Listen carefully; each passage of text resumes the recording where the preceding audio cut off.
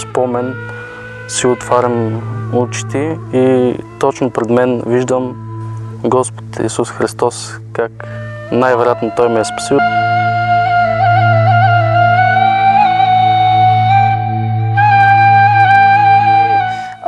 Идваш тук, за да се помолиш и усещаш една енергия, която с думи не може да се опише, просто трябва да се дойде и да се усети.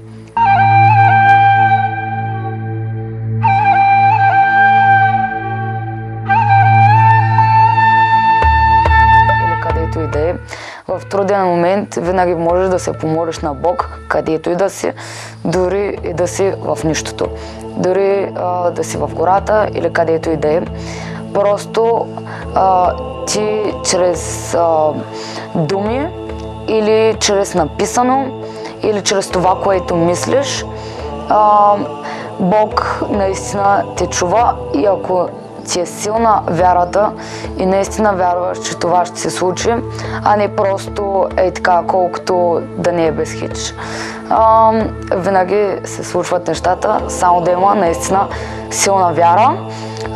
Много хора наистина са имали проблеми и благодарение на Бог са си грешили. И такава топлина и това нещо се дойде до мене така и поне 2-3 пъти го направи това чудо в мене.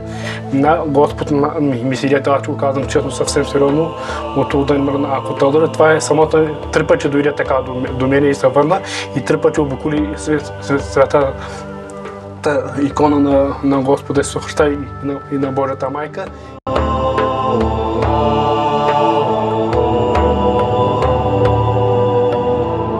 Радост. Като Бог е радост, Той не е Бог на страх и на сладко. Той е Бог на радост.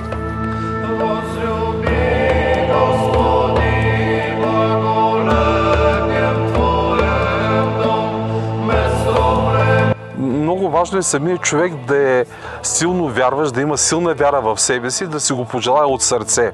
Пожелаеш ли си го това нещо, макар и да е нещо много трудно, това нещо ще се реализира.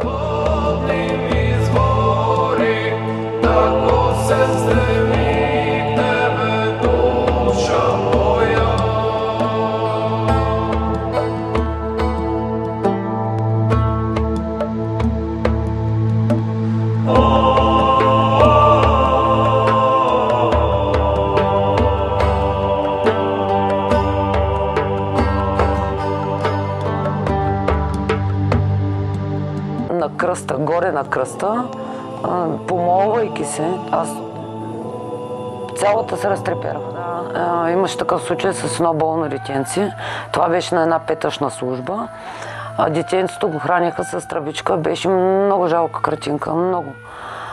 И в 12 часа, когато започна службата, аз веднага го взехме на ръце и го занесахме в храма да присъства на службата. И след това го върнахме. Аз тогава нощувах в църквата. Бях плътно до това дете. Много ми беше мъчно. Колко време пренощува? Колко нощи? Една или повече? Една вечер. Това екскурзията си беше за една вечер. Идваме, пренощуваме, на другия ден се тръгваме. И тогава на сутринта това дете, то гледаше в една точка. То беше много зле. Родителите казаха, че детето няма шанс за него. Медицината е безсилна. И казаха, това е последната ни надежда. И ние го пренесахме. След това го върнахме. И на сутринта това дете започна да гледа иконите. И тогава плакахме заедно с майката. Тя каза, ето, случи се чудото.